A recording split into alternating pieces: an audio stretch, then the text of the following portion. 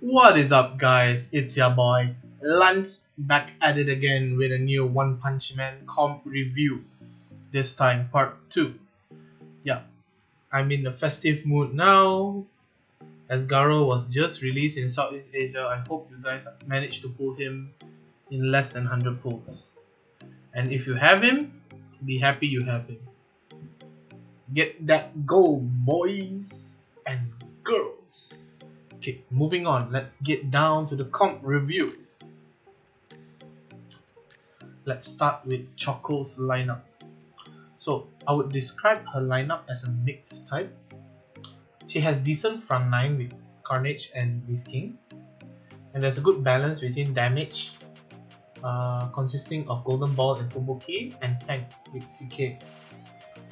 And then she also has a good mix of damage source, which is single, multi, and snipers with Amai. The cons of this comp is that it is susceptible to sniping through Amai or Puri, and the main target would usually be Golden Ball. The front line can be better. It's considered very unreliable, especially when Beast King is there. And then I think this comp is trying to achieve too much. There's not enough damage to be considered an OTK, and it's not tanky enough to be considered a sustained comp. So it's like hitting that grey area middle ground. So my recommendation is that you should decide on what you want to achieve. Do you want to go the high damage route? If so, you should swap out someone for Sky King for the added damage boost.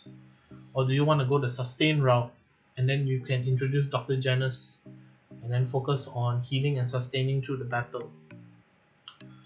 GB and CK is a good combo. However, you need to have at least one damage buffer or another tank for this comp to succeed. Mosquito Girl is a good addition, so if you get her, please do implement. There's one silver lining though. Your Amai can shine as a sniper since your comp is so varied. You can invest into him well, especially with attack speed gears, and watch him take down OTK players. Overall comp rating I give 2.5. The comp is quite messy, to be frank. However, it is salvageable. You have key players Golden Ball, CK, and Janus, so you can develop an extremely strong composition given the time and the resources. Next, we have Brow's lineup. Now, this is a tried and true OTK. The pros is that he has a stable frontline. He has CK Alloy and to an extent Sonic, and they all have good synergy. You have Energy Block plus Atomic Katam, which is an inside joke for our club. So basically, you have Energy Block plus Massive 6-man Shatter, and it's even more deadly if Atomic has his keepsake. The front line is considerably beefy and is enough to protect the backline, and King's healing helps keep the front line up longer. That's why I said that there's good synergy. So the cons. As with all comps, it's susceptible to sniping by Amai or Puri. And it also depends on critting for energy, because it's relying on CE core. But I think it's dumbed down a bit because you have technically multiple hits with 6 character ultimates, so I think it shouldn't be that big of a problem. And it will be difficult for Brow to handle a faster king, so he requires insane speed tuning to ensure that his king does run first. Now my recommendations is to equip king with night gear. And if you're lucky enough, you can equip with attack speed gear, which will greatly improve your efficiency.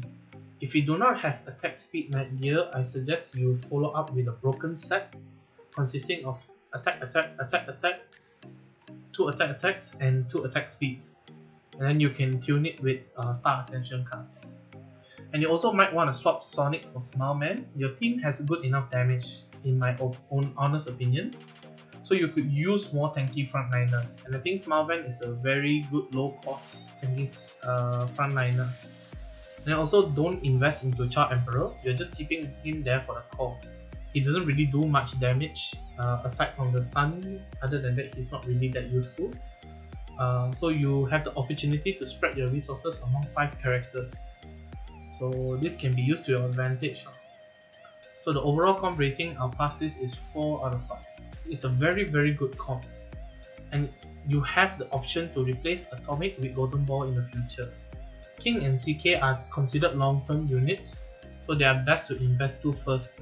And I recommend that you invest into King first because I think keeping ahead of the OTK meta with King is easier than CK. Moving on, we have Relics lineup. Now, this is similar to Brow's lineup except that it has the natures of both OTK and TTK, which is 1 turn kill and 2 turn kill. So he has the best damage stacking comp, which is Golden Ball, Atomic as well as Tatsu, and can probably destroy most enemies within 1 round. If not by round 2, only the tank should be left. And then this is due to the insane AoE damage as he has 3 ultimates that hit 6 targets. Now the cons, it's very energy intensive. You require 6 energy to be able to launch all 3 ultimates in round 1, which is impossible as by my calculations, by round 1 you can only achieve a maximum of 5 energy. And then there is no reliable frontline aside from CK. And also Genos is favored in this lineup more than Dr. Genos due to the reasons mentioned above concerning the 5 energy with Berserk. So I recommend you swap out Genos for Genos for energy ramp up and swap Amai for movement for Berserk and added damage.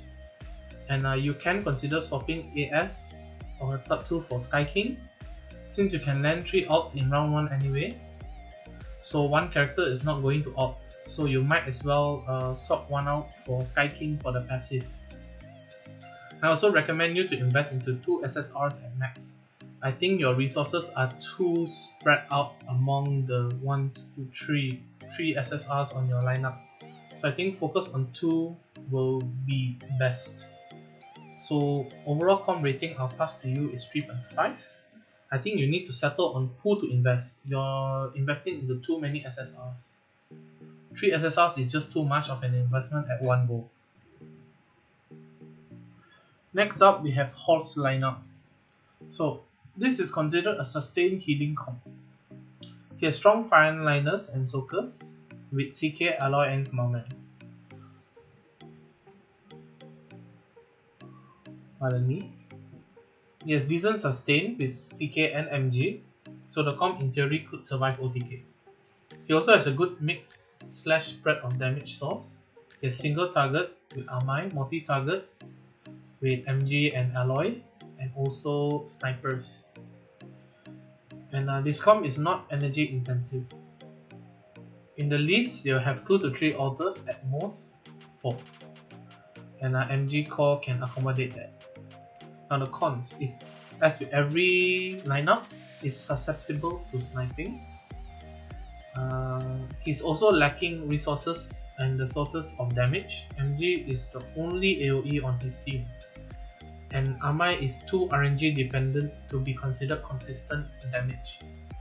And he's also lacking a suitable high-tech character. Genos is quite useless in this comp, not going to lie. Recommendations, swap out Alloy for Tank Up Master. I think that Tank Up Master achieve everything Alloy can achieve, except better.